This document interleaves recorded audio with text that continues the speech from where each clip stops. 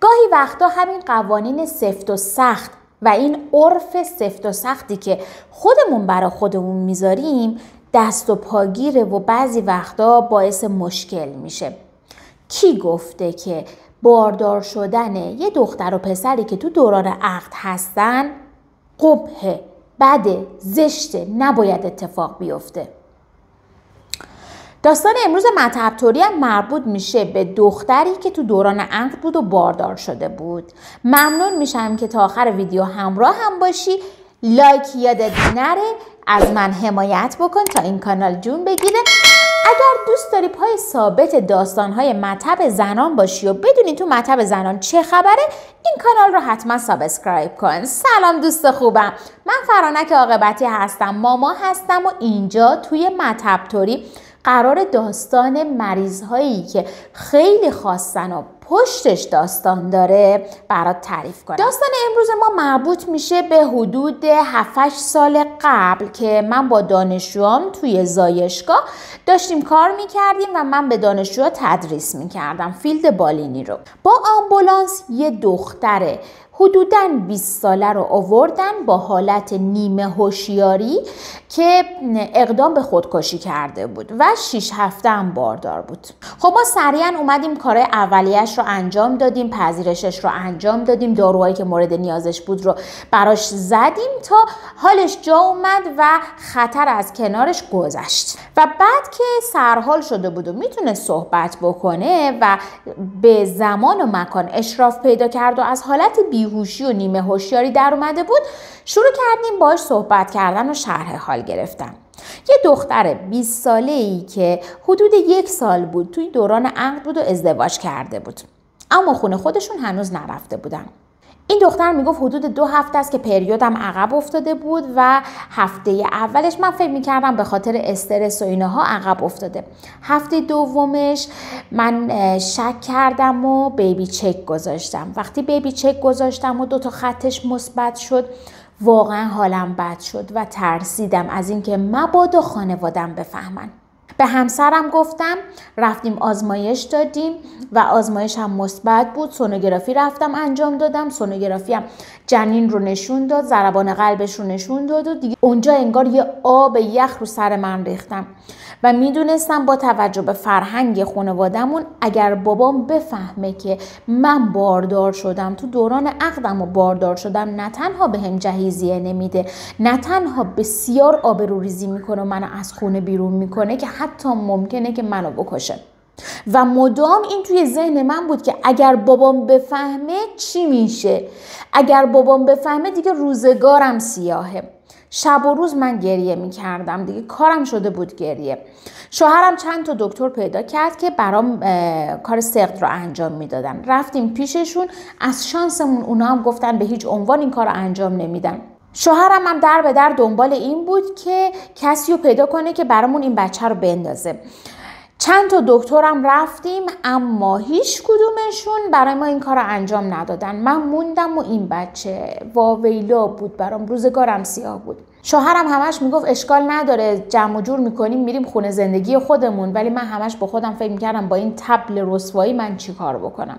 همینجور میگفت و اشک میریخت و گفتش که دیگه یه روز که واقعا مونده بودم چی کار بکنم، به تنها چیزی که فکر کردم اینه که برم سر داروهای توی یخچال و همشونو با هم بخورم، خودم رو از این وضعیت خلاص بکنم.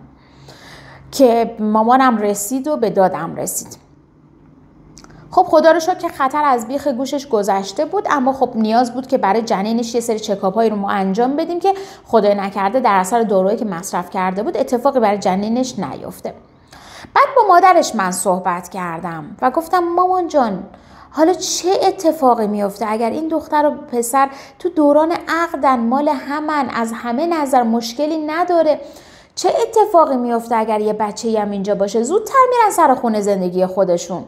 مامانش خیلی تعصبی گفت نه، ما تو خانواده‌مون اصلا رسم نداریم، طبل رسوایی اگر این اتفاق بیفته. اگه راه داره خانم دکتر جون این بچه رو بندازیم، ما این بچه رو نمیخوایم، این مایه آبروبریه. باباش اگر بفهمه این الان بچه داره زندش نمیذاره پاش از بیمارستان بره بیرون. گفتم مادر این چه حرفیه شما میزنی؟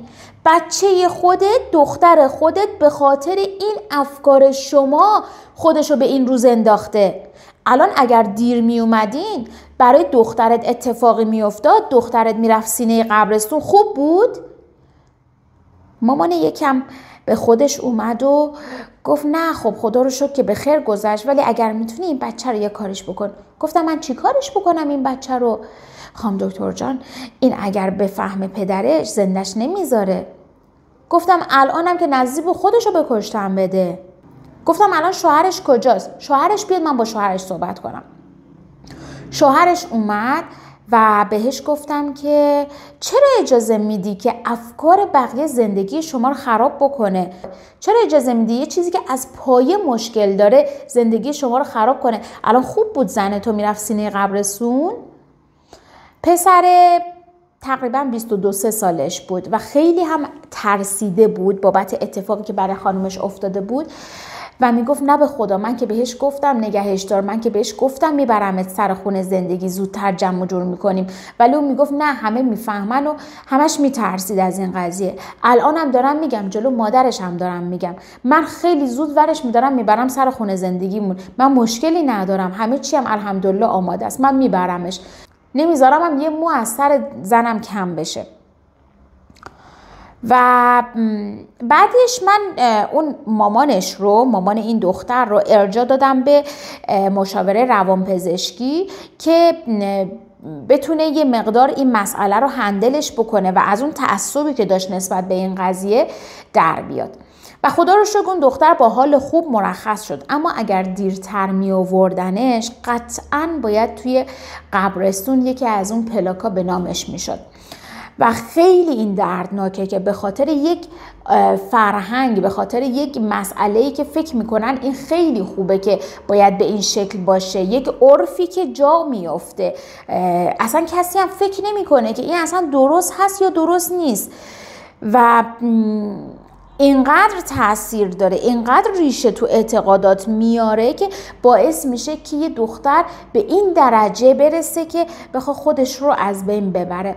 حواسمون باشه روی این چیزایی که ما تابو اسمش رو میذاریم و تابو میدونیم، ببین کدوم تابو بده، کدوم چیز واقعا بده. دروغ گفتن بده، خیانت کردن بده، اینا تابو هن. اما اینکه یه دختر و پسری که ازدواج کردن قرار 2 ماه 3 ماه دیگه برن سر خونه زندگی خودشون، دوران عقد یه فرصتیه که بیشتر همو بشناسن، یه فرصتیه که برای شروع زندگیشون تلاش بکنن. حالا یه بچه‌ای هم اومده این وسط، چه اشکالی داره؟ چرا باید یه دختر خودشو به این مرز برسونه که خودشو از بین ببره؟